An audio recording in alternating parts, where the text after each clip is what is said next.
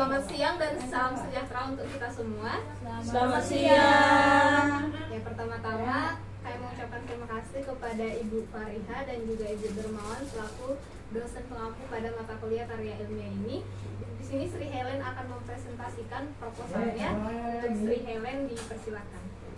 Baik, di sini saya akan mempresentasikan proposal saya yang berjudul pengembangan e-modul mendesain variasi busana untuk meningkatkan kreativitas siswa pada mata pelajaran desain busana pada siswa kelas 11 Tata Busana SMK Swasta Setiabudi. Bab 1 yaitu latar belakang. Berdasarkan hasil observasi yang dilakukan penulis, yaitu saya, di mana diperoleh bahwa siswa kelas 11 SMK Setiabudi Binjai menunjukkan mengenai siswa dalam membuat busana terlihat monoton dan kurang efek kreatif. Hal ini terjadi karena minimnya pengetahuan siswa mengenai variasi busana, juga kurangnya eksplorasi siswa terhadap pengetahuan busana. Kegiatan pembelajaran yang menggunakan metode ceramah dan siswa lebih pasif serta menggunakan metode serta kurangnya referensi pada saat mendesain busana membuat siswa kurang efektif. Hal ini dapat membuat siswa minim kreativitasnya sehingga tidak mampu berkembang dan ketertinggalan terhadap sekolah lain, menyebabkan siswa tidak mampu bersaing ketika sudah terjun dalam dunia industri busana. Dari adanya latar belakang, bukan identifikasi masalah, yaitu yang pertama, metode pembelajaran yang disampaikan oleh guru baik dalam bentuk ceramah maupun demonstrasi kurang mendukung para siswa dalam menyelesaikan tugas yang diberikan. Mendesain busana yang tidak bervariasi dan monoton mengingat tingkat kecerdasan setiap individu yang berbeda-beda.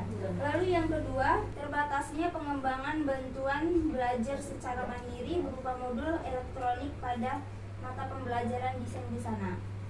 Dari adanya identifikasi masalah, temukan rumusan masalah, yaitu yang pertama, bagaimana mengembangkan modul elektronik dengan busana kompetensi variasi bagian busana sebagai bantuan belajar mandiri untuk siswa kelas 11 SMK Setiabudi Binjai.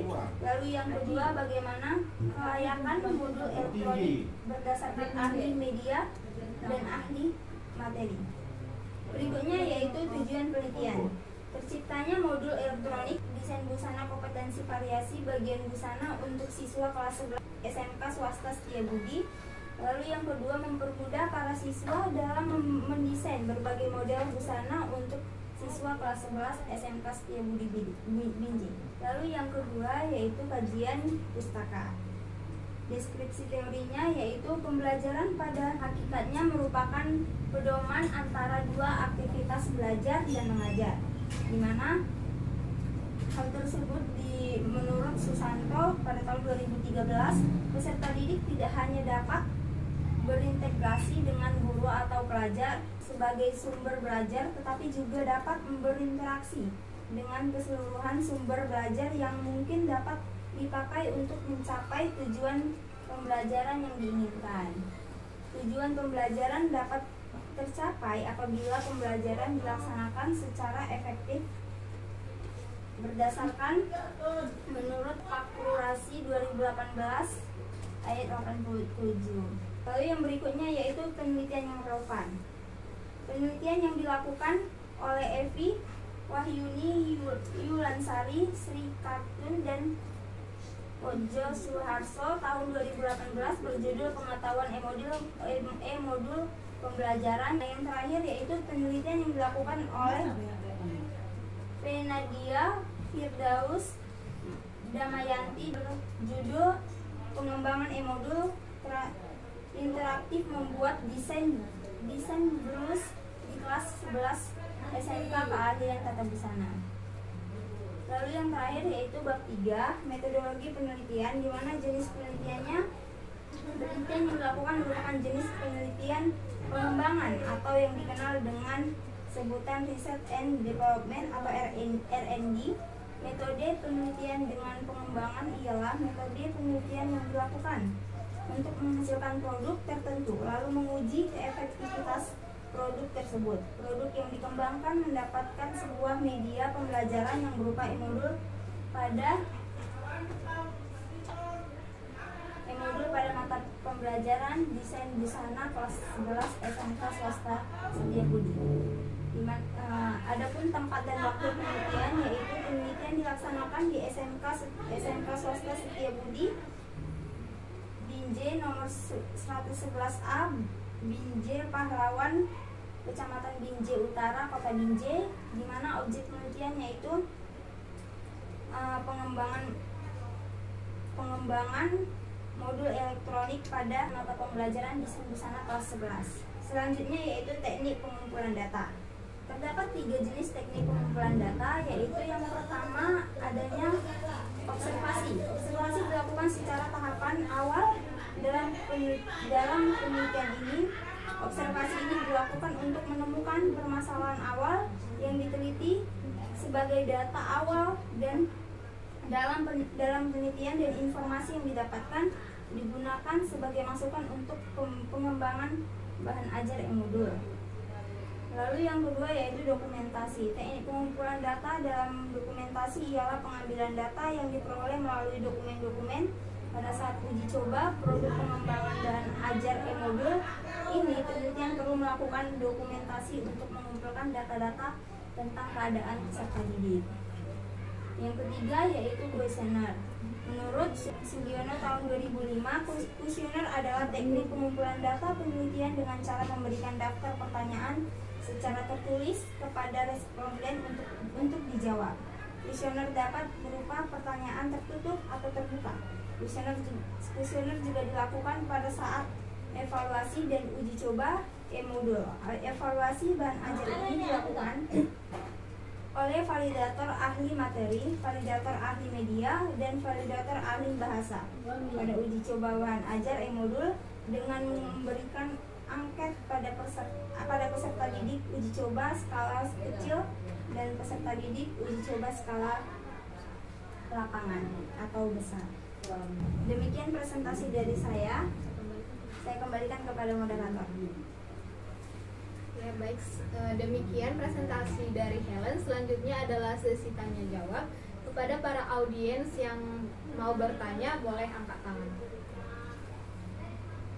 Ya, kepada Saudari Hayatun boleh menyampaikan pertanyaannya. Baik Pak, terima kasih moderator. Saya Hayatun Nupus Pasaribu ingin bertanya kepada Sri Helen mengenai penelitian yang dilakukan. Kendala apakah yang dialami ketika sedang melakukan observasi ke sekolah? Yang pertanyaan saya. Terima kasih Hayatun. Selanjutnya kepada Alvina. Baik, terima kasih kepada moderator. Saya akan menyampaikan pertanyaan saya. Bagaimanakah Saudari Helen mempertimbangkan faktor-faktor subjektivitas dalam proses observasi Anda? Sekian pertanyaan dari saya kembalikan kepada moderator. Baik, terima kasih untuk pertanyaan dari Alvina. Ada 2 pertanyaan, untuk itu kepada Saudari Helen dipersilakan untuk menjawab pertanyaan dari audiens. Baik, terima kasih kepada moderator. Di sini saya ingin menjawab pertanyaan dari Hayatun terlebih dahulu, yaitu kendala apa yang dialami ketika melakukan observasi ke sekolah. Terdapat beberapa kendala, yaitu yang pertama aksesnya terbatas. Ya, kita tahu pada saat melakukan observasi pasti kita akan mencari jadwal di mana pembelajaran berlangsung. Jadi ketika pembelajaran berlangsung, udah pasti kita harus menunggu terlebih dahulu di mana siswa itu siap nggak untuk ditanya, siap nggak untuk dilakukan observasi, atau bahkan ketika sedang melakukan pembelajaran kita harus menunggu untuk jam istirahat tiba. Lalu ada juga kendalanya itu akses terbatas. Lalu setelah itu yang kedua ya, kendalanya itu waktunya terbatas. Dan berhubungan dengan yang pertama tadi ya, kalau kita menunggu pun di jam istirahat, tetap aja jam istirahat juga punya waktu yang dimana mungkin bisa, tapi akan sedikit mengganggu siswanya tersebut. Lalu yang ketiga yaitu koordinasi dengan guru atau staf ya. Pastilah kita kalau ingin melakukan observasi ke sekolah, kita harus izin dulu ke guru atau staf. Apabila diberikan izin maka dilakukan observasi, dan apabila tidak diberikan izin maka kita harus menunggu waktu yang tepat untuk dilakukannya observasi. Lalu yang keempat, sedikit ada gangguan ketika saya berkoordinasi kepada guru atau stafnya. Terdapat gangguan dari siswa di mana juga sama-sama memiliki kepentingan. Ketika saya sedang berbicara kepada gurunya, siswanya juga sedang ingin berbicara tentang keberlangsungan pembelajaran yang sedang berlangsung. Baik, untuk pertanyaan Hayatun itu aja kendala yang saya alami.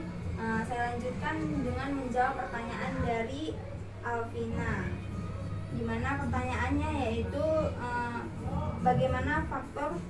bagaimana cara mengatasi faktor subjektivitas dalam proses observasi. Yang pertama yaitu saya harus sadar kalau saya adalah pendatang yang dimana saya ingin mendapatkan informasi. Jadi kesadaran diri untuk memahami akan kemampuan mereka, perspektif mereka mengenai pembelajarannya. Lalu yang kedua yaitu adanya standar operasional, di mana saya memiliki protokol observasi yang jelas, sehingga ketika melakukan observasi tidak langsung mendapatkan informasi dan tidak melulu mengganggu mereka. Lalu yang ketiga yaitu adanya triagonalisasi, menggunakan lebih dari satu metode observasi atau sumber data dapat dapat membantu mengurangi subjektivitas dengan membandingkan hasil dari berbagai sumber dan metode. Penelitian dapat memvalidasi temuan mereka dan mengurangi interpretasi yang dipengaruhi oleh sudut pandang terhadap individu. Lalu yang keempat yaitu reflektivitas. Pentingnya untuk terbuka dan lebih memancing, mengajak siswa untuk bisa menjawab pertanyaan dari observasi yang saya lakukan. Lalu yang kelima yaitu validasi eksternal, melibatkan pihak lain atau pemangku penting eksternal dalam proses observasi dengan menentang interpretasi subjektif, diskusi dengan kolega, pakar bidang seperti gurunya atau stafnya tadi, lalu dapat memberikan wawasan tambahan untuk memperkaya analisis.